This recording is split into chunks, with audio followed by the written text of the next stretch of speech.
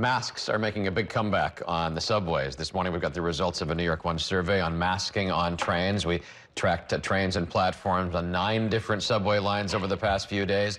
Almost a third of riders are back to masking up. We've really noticed that over the past couple of weeks. And this time, it's not a mandate. They're doing so on their own.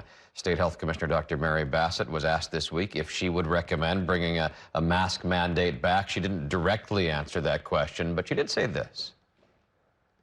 People should feel free to wear a mask. Everybody can take the decision to wear masks, and I want people to be aware of the settings in which mask wearing would be wise.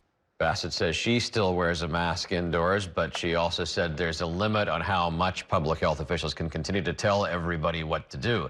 Here's what we found as we surveyed mask usage in the subway system this past week. Across 9 subway lines, we counted a little more than 1,250 subway riders, and these were the results. 70% of riders are without a mask, but 28% of people were masked up. And this was interesting. The vast majority of those who were choosing to wear a mask were wearing it properly, unlike when it was the mandate and you know, so many people would be wearing it on their chin. Only 20 people out of 1,250 had the mask under their mouth or chin. NY1's Lewis Finley picks up the story this morning. He's been talking with riders in Brooklyn. Good morning again, Lewis. Hey, good morning, Pat. You know, as the morning has gone on, we're starting to see fewer people wear masks. Earlier this morning, it was about 50-50. Now it's probably about in line with what our poll had, about 70-30. And with the people who are wearing masks, they're opting more for those surgical masks rather than the N95. Of the several dozens of people that we've seen this morning, only about 2 people are wearing those N95 masks. And when I'm speaking to them, they're saying it's pretty simple of why they're wearing a mask. They want to keep healthy. They don't want to get the flu again. They don't want to get COVID.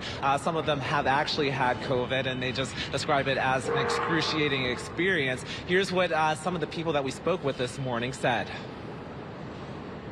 COVID's back. And we're in the orange. We're in the orange right now in New York, Brooklyn, Manhattan. We're in the orange zone right now, so I suggest everyone to wear their masks. It's very important. And you're not only just thinking about yourself, you're thinking about others. I like to wear masks. I like to protect myself on the subway. There's a lot of colds and viruses going around, especially during the holidays. Just want to make sure that I'm protected. We spoke with Dr. Mesh Aldeja from Johns Hopkins, who says if you're worried about getting sick, of course, wear a mask, but you've got a higher chance of catching one of the viruses going around at home or at the workplace. I think it's hard to actually pinpoint where people are getting infected when they have so much social interaction in many different venues, whether that's in transportation, whether that's at stores, whether that's at home, whether that's socially.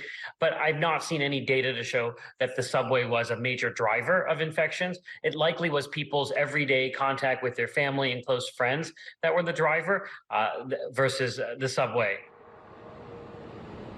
Yeah, and Pat, people, when they come down, they're either putting their mask on or waiting until they get onto the actual subway platform to fully put it on. We're not seeing those chin strappers, as you call it. But yeah, people are just really trying to keep healthy this cold flu, RSV, and what have you season. It's all out there. Yeah, Lewis, thank you.